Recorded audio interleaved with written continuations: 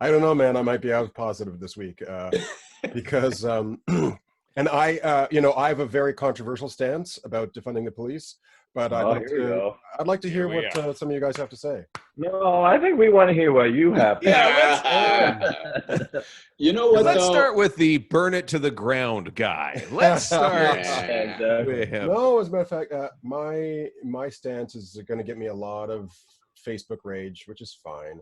But I'm actually the opposite. I honestly believe that the Toronto Police Services has been losing funding over the past few years, and I actually think it's a mistake. I think that actually, if you are serious about creating change in the Toronto Police Services in terms of racial profiling, then actually what they need are more funds. They need more funds to hire more people of color, not just on the force, but also in management. Also, the police union has to become more diverse as well in upper management. And we need body cams, so that needs money. If you want accountability by police, then the best thing is to have video proof, and it costs money. And on top of that, I participated in a program years ago in Vancouver when I was living out there, where they would hire actors for role-playing scenarios. And so I got to spend a lot of time every day with these police officer training academy trainees. And it was fascinating, and it was very educational, and it was really important because we would do a scenario where there's a bank robbery.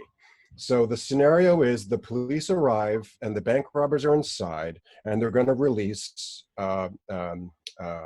hostages. And the police officers were trained. Okay, you've got an Asian woman, a black guy, and a white woman coming out of the bank as hostages. What do you do? And they had to train these, they had to make sure that these trainees, these police officer trainees, understood that the white woman leaving the bank could actually be one of the bank robbers, and the black guy leaving the bank could actually be one of the bank managers. And so I witnessed, and it was really crucial, and I really, and I was so glad to be a part of it. I witnessed at the base level of policing, teaching and training police officers about diversity and about how to approach individuals and how to approach people of color, and how do you do it, how do you do a spot check, when they're doing testing, drinking and driving, how do you approach a person of color? So who wants to jump on him first? No, before I finish, because I'm going to wrap this up. The problem with that program is all voluntary. So the people going to the program, they're preaching to the choir.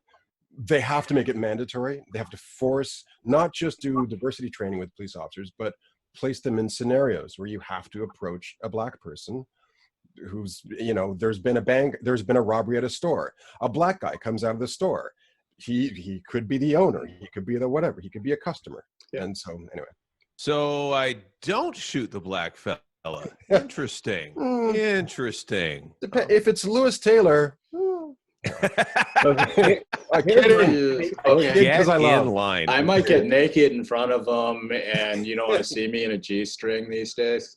So here's my Facebook version of what Moody just said, which I didn't write because I was like, I just don't need people calling me a fucking piece of shit today. Why did you join this episode then? Yeah, good luck. No, I want you guys to call me a fucking piece of shit, not strangers. Oh, okay. Well, in that case.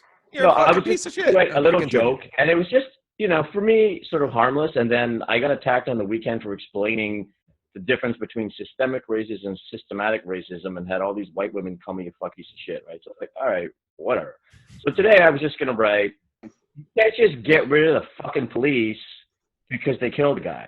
Obviously, there's a lot of issues, right, that like black people being targeted, and there's all these systemic reasons and poverty. There's all these things. There's a very complicated issue.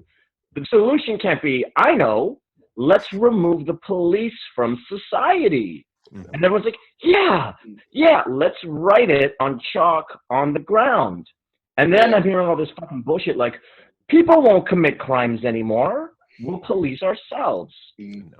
Totally. Okay, my whole problem with that take on it, I think it's a bullshit take, because it's all centered around who's newsworthy.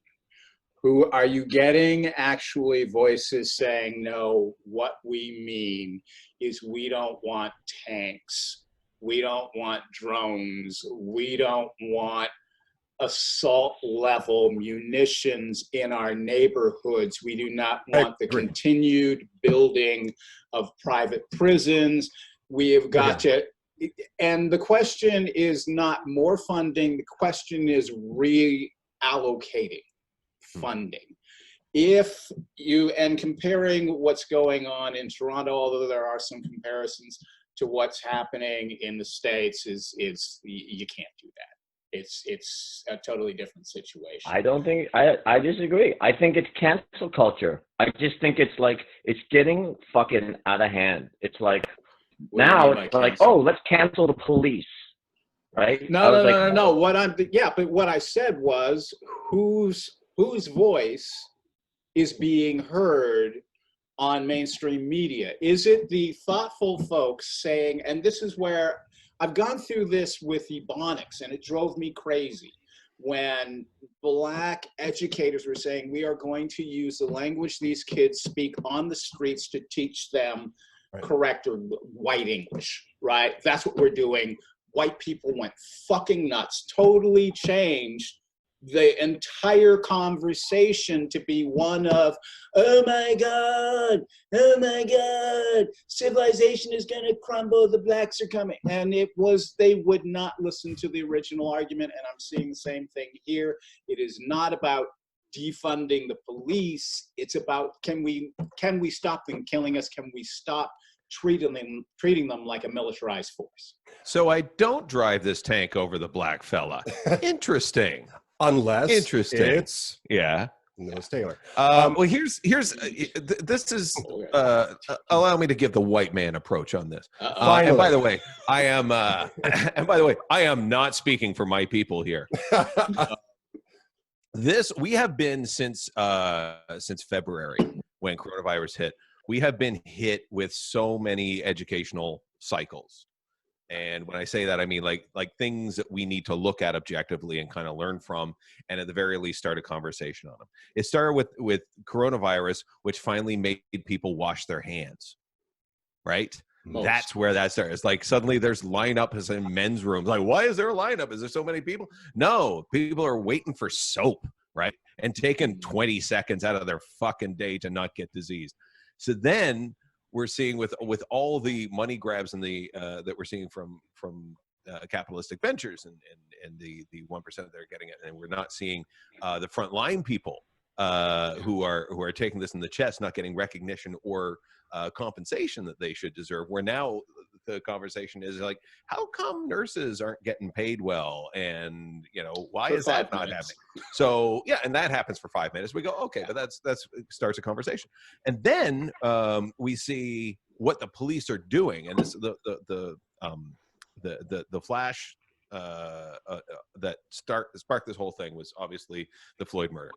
And when you see demonstrations occur and then you see the police reaction to that, you go, wait a second, why is that happening? Maybe we should look at that. And that becomes a point of conversation. The same way that defund the police is a catchphrase. It's not like, it's like make love, not war. You don't see people just dropping their signs and fucking. It starts the conversation of, what do we do? And to Lewis's point, I think that's exactly what the conversation is. I would rather see more money going to social services that help in the long run prevent crime going forward than I would like to see, MEAL Team 6 walking down the street with AR-15s. So I just don't think people are like, and when I say people, I mean governments are responding to the sort of nuanced, erudite, idiosyncratic conversations about the intersection of race and politics, right? And I agree in principle that you don't just lock people up and beat the shit out of them and kill them and not make everything fine. Like the community needs to be involved. But I just think you've got this sort of anger. It's been 2 weeks now, okay? And like I understand people are angry, they want action, and then there's all these knee-jerk reactions to that anger. They just want people to go away, where people are now fundamentally destroying their police departments, right? Or at least cutting them down, or at least what. And if they don't, people are pissed. And for sure, there's people saying, and look, this point is true. Like we're getting information through the media, okay? But at the same time, the politicians are watching the media, okay? Yeah. So it's like they're getting this sort of distorted view, and they're responding in a distorted way. And there's lots of people, I think, who would be happy if all the cops were gone. No more police. Yeah. I was just going to add, like, there are places in this world where there is no police force, and those places are, it's a living hell for, you know, if a woman gets raped, nothing's going to happen. If there's certain countries and places in this world where not only is there no police force, or the police force is incredibly corrupt and is a force of evil, and you realize how important it is to have a working, functioning police force where police officers are doing their job and upholding your civil rights, because that's ultimately kind of their job, actually, is to protect our rights that's arguable. but that's what they're supposed to do. To that point, though, I mean, what we're seeing is a lack of basic training, because for a lot of the police service, there are kids playing Animal Crossing for longer than it takes to become a policeman, right? A police officer. And the point was raised that when I first saw this coming up is that defunding the police just means reallocation of funds into the hands of people that know how to do what the cops are currently doing and not equipped for it. They didn't sign up for it. They become social workers with pistols. This is what I'm talking about. To add to what you're saying, training is so important. Yeah. Spend more money on training, and make it mandatory to do work with performers, to be in situations, to understand exactly how you're supposed to police. So I'm then can we then also have a screening process so that when we're getting photos of like the platoon, we're not seeing this symbol going on all over the place? Like, could we get that happen?